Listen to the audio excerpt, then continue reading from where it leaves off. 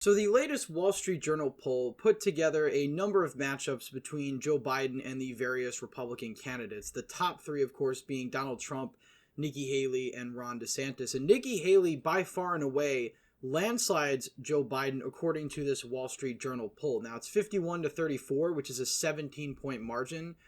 Compare that, of course, to DeSantis tying with Joe Biden and Donald Trump beating Joe Biden by 4 points. So we're going to talk more about this poll, but we're also going to talk about Nikki Haley as a candidate and what her potential prospects are in the Republican nomination and potentially in a general election. So we're going to get to all of that in just a second. But first, if you're new to the channel, please consider subscribing down below and liking this video if you enjoy. So Nikki Haley, the former UN ambassador and South Carolina governor, is running in the Republican primary. There's only a couple of candidates actually left in the Republican race for president: Kristi, DeSantis, Nikki Haley, Asa Hutchinson for whatever reason, Vivek Ramaswamy, and Donald Trump. So now we're only down to 6 candidates just a month before the Iowa caucuses. And of course, that's really going to determine how these primaries end up going. You know, if one of the other candidates end up doing very well in Iowa, it could potentially propel them to the nomination. But taking a look at national GOP polls, Donald Trump is by far and away the favorite to win the nomination. I mean, this is the highest he's ever been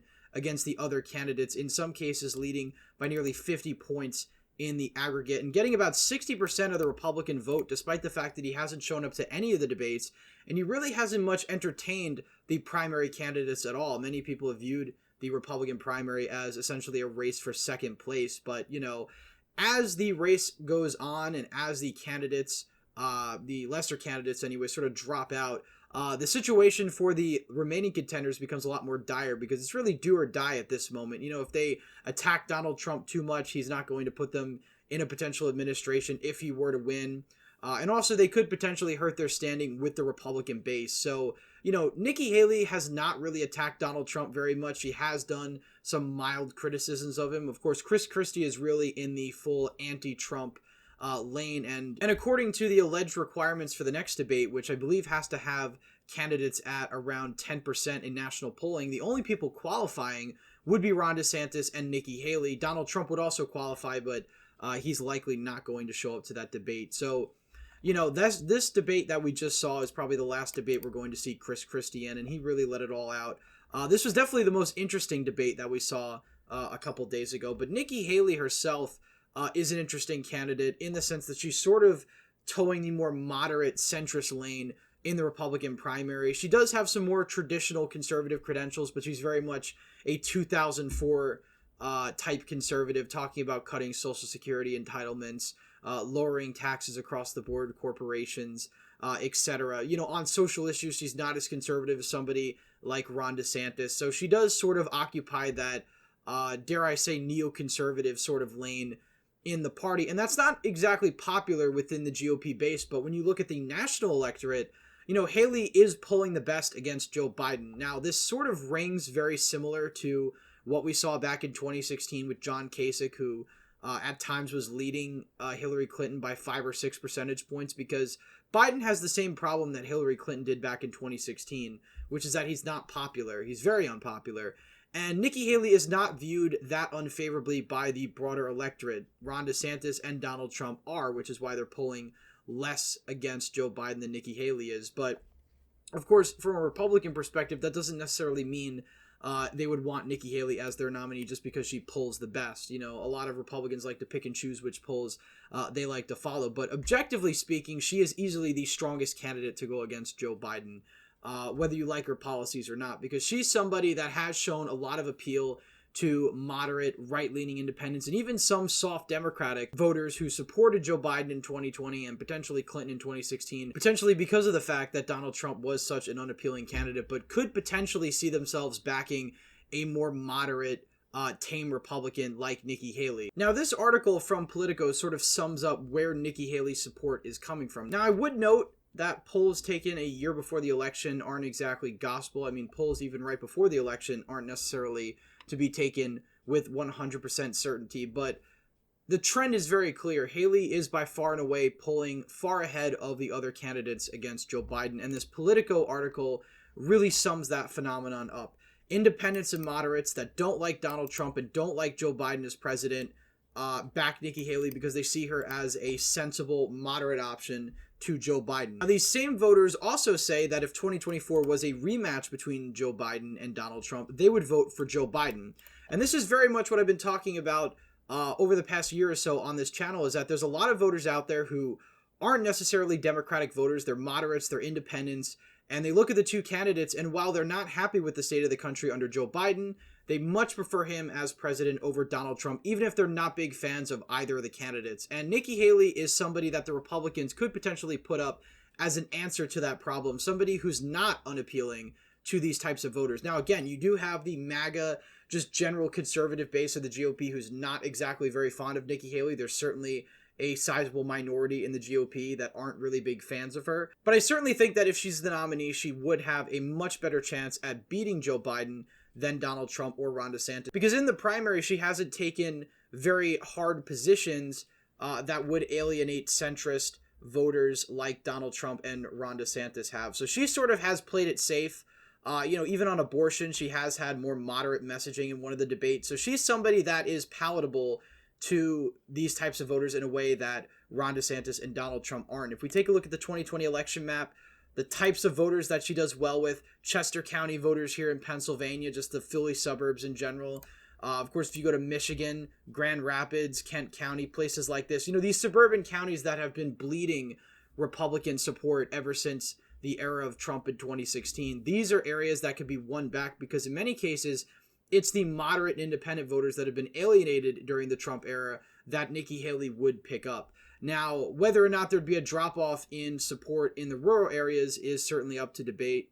Naturally, I think Donald Trump does energize these voters in a way that other Republicans don't. But I still think that Nikki Haley would do well enough in these areas and the suburbs to win a lot of crucial states to beat Joe Biden. Now, is Nikki Haley going to beat Joe Biden by 17 points? Absolutely not. We haven't seen anything like that in this country since 1984. And even then, that was an 18-point margin in the popular vote for Ronald Reagan. Obviously, this country is not set up for anything like that. But could potentially Nikki Haley crack 300 electoral votes? It's very possible. Again, I think she could certainly win Georgia and Arizona back. Wisconsin, potentially Pennsylvania, Michigan. That would put her essentially at the Trump 2016 map. But she could also make inroads in places that Republicans traditionally haven't done well over the past 12 years, places like Virginia. Now, am I saying that's the most likely scenario? Probably not. I think any Republican going up against Joe Biden is going to face serious headwinds because he's an incumbent, because of the baggage that Republicans have sort of put themselves in regards to abortion and Trump. But I still think she's somebody that would probably perform the best against Joe Biden. Now, again, that doesn't necessarily mean that Republicans that know that are going to pick her because, again, she does have more moderate positions. And in some cases, on some of the key issues, her positions are definitely out of step with the base on issues like immigration, the gender issue, things like that. She has been a lot more moderate on. But because of those facts, she does better in places like Virginia, Pennsylvania, these more suburban states. And when I say Pennsylvania, I'm talking about the suburban areas, Allegheny County, the Philly suburbs. Even if there's a drop-off of support in places that are traditionally white working class that have swung from blue to red, places like Luzerne County, Erie County. But I think those losses would be made up by gains in the suburbs, which are much more populated. And, if the 2020 map has shown us anything, it's that Republicans cannot win a lot of these key battleground states if they don't have enough support in the suburbs. Take a look at Arizona, for instance, a mostly suburban state. A loss in Maricopa County almost certainly means a loss statewide. Now, that's not always the case, but if Republicans are losing a populous county like this by 4 or 5 points, there's almost no chance they can win statewide with the numbers they have, even in 2020, which were pretty high marks for Republican support in these rural areas. So that goes not just for Arizona, Georgia, Pennsylvania, Michigan, Wisconsin, etc. Now, is Nikki Haley likely to win the primary? Probably not. I mean, Donald Trump is by far and away the favorite, but I think what a lot of these candidates are staying in the race and banking on is a conviction in criminal court of Donald Trump, which could potentially drive him out of the race. And I think that's why you have these candidates sort of participating in all these debates, putting in the effort that they are, because they're hoping and praying that Donald Trump is taken out of the race. Because if that wasn't the case, if you didn't have the indictments, etc., I'm sure some of these candidates would still stay in, but it would basically be a hopeless primary when you're polling 40, 50 points ahead. A trend downward in a way that would actually make this primary competitive would be extremely unprecedented at this late date. It's already November. You know, many people have been speculating for months now that Donald Trump was going to dip. Somebody like Ron DeSantis was going to rise, and it just simply hasn't happened. Ron DeSantis has only fallen really since February of 2023, which was his high point. And, you know, a lot of other Republicans are looking for somebody like Nikki Haley, for instance, to fill the mantle. But I think Donald Trump has enough embedded support in the Republican primary to win pretty comfortably, you know, at the end of the day. So unless he's taken out of the race because of his legal troubles, I can't see him losing the primary by any stretch. You know, the other candidates have not been able to thread the needle between supporting strong conservative positions and actually having a personality that can outshine Donald Trump, or at least make the case to actually expose Donald Trump as a weaker candidate in their eyes, because the Republican electorate simply doesn't believe it. Again, if you talk about electability, for instance, vast majority of Republicans think the election in 2020 wasn't stolen, so that argument is thrown out the window. So when the debates are framed from Donald Trump's perspective in the primary, there's almost no beating him because he controls the narrative completely. The other candidates are essentially just waiting for Donald Trump to fall and be taken out of the race from other factors. But of course, some people may disagree with me. If you do, comment down below.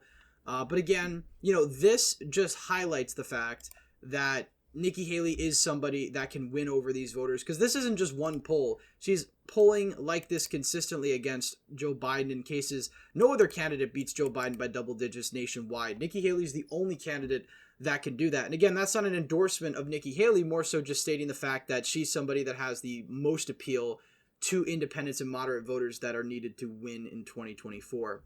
So, you know, this is something that, of course, it makes Republicans very excited, at least on the Haley campaign, because now they can tout these polls. But again, electability isn't really a potent argument in the GOP, as we've seen time and time again after 2020.